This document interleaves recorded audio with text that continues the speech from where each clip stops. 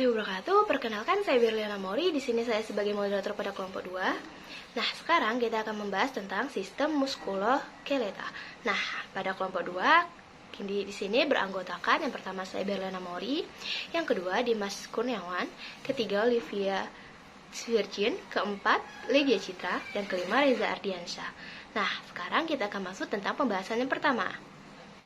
Assalamualaikum warahmatullahi wabarakatuh. Perkenalkan, nama saya Dimas Kurniawan dari Prodi Sarjana Terapan Keperawatan dan Profesi Nurse dari kelas 1A. Di sini saya akan menjelaskan tentang tulang tengkorak. Tulang tengkorak adalah sekumpulan tulang yang membentuk struktur wajah dan melindungi otak. Bagian-bagian tengkorak. Pertama, ada tulang dahi atau tulang depan yang berfungsi untuk menopang depan dan belakang tengkorak.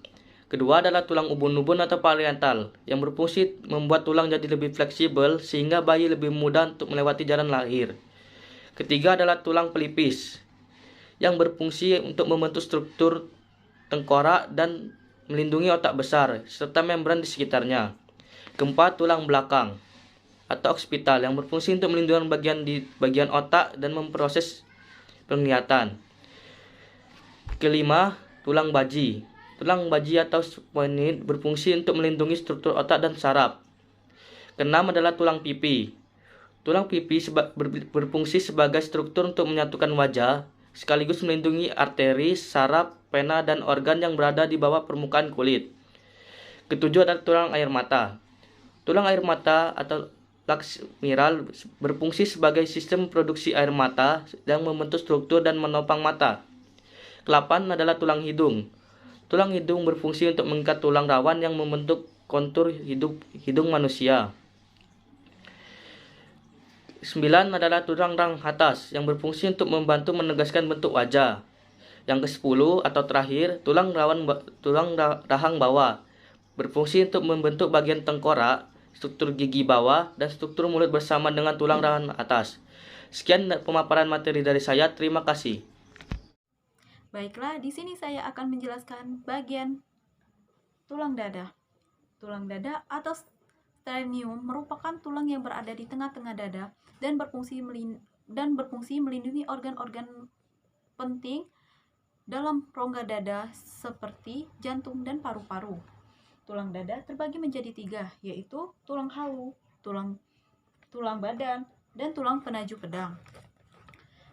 Tulang halu atau manubrium sterni adalah merupakan bagian dari tulang dada.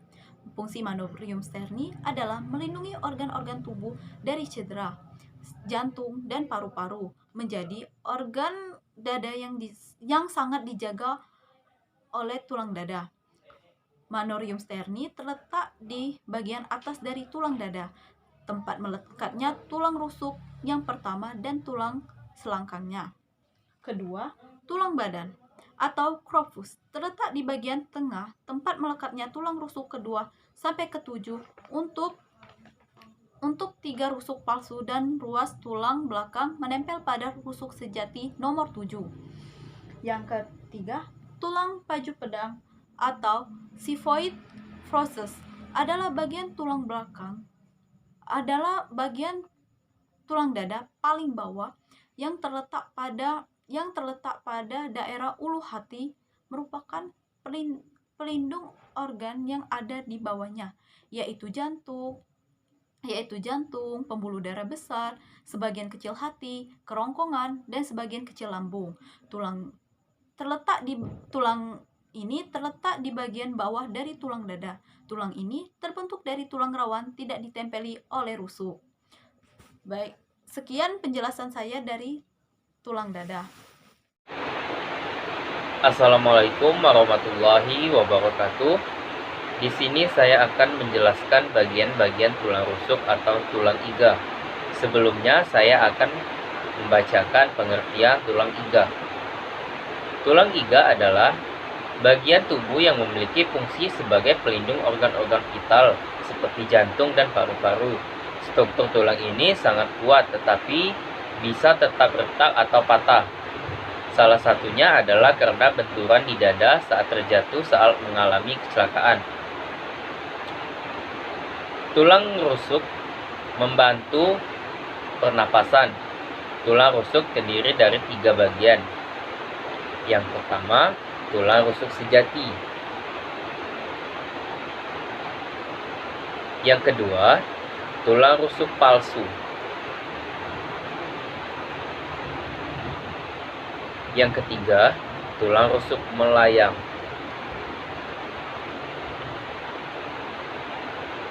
Dan berikutnya adalah tulang leher.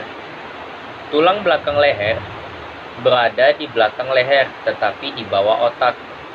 Tak hanya untuk menopang kepala dan leher, bagian atas tulang belakang yang berbentuk C ini juga mendukung kemampuan Anda untuk memutar, memiringkan, dan menganggukkan kepala. Tulang leher. Dan berikutnya adalah tulang dada. Tulang dada adalah melindungi organ dada secara dari cedera. Jantung dan paru-paru menjadi organ dada yang sangat dijaga oleh tulang dada. Tulang dada terdiri dari 3 bagian. Yang pertama adalah manubrium sterni.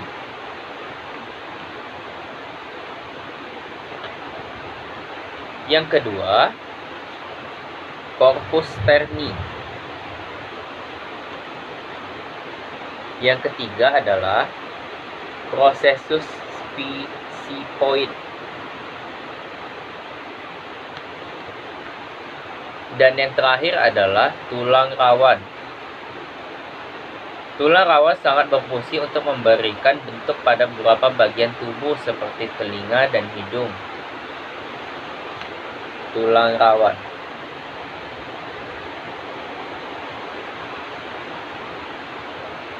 Terima kasih.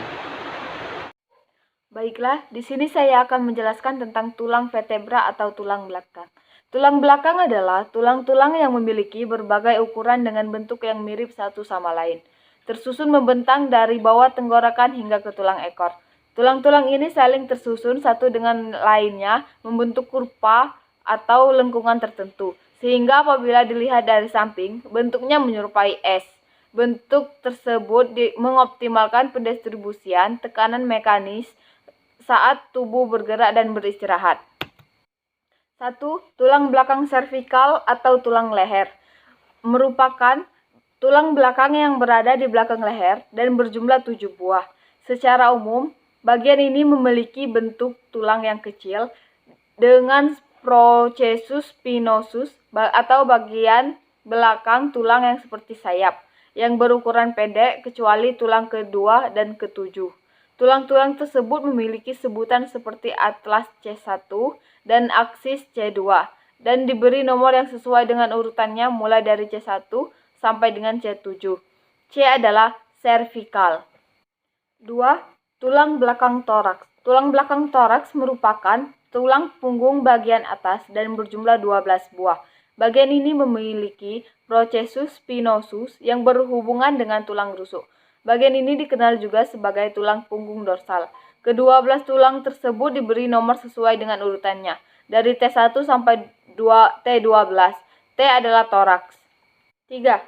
Tulang belakang lumbal. Tulang belakang lumbal merupakan tulang punggung bagian bawah dan berjumlah 5 buah.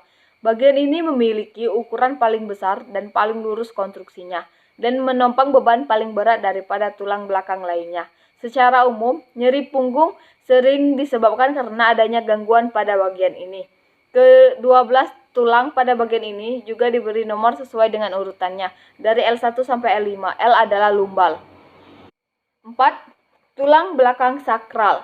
Tulang belakang sakral merupakan tulang belakang yang membentuk sakrum dan tidak memiliki celah atau diskus intervertebralis antara satu dengan yang lainnya.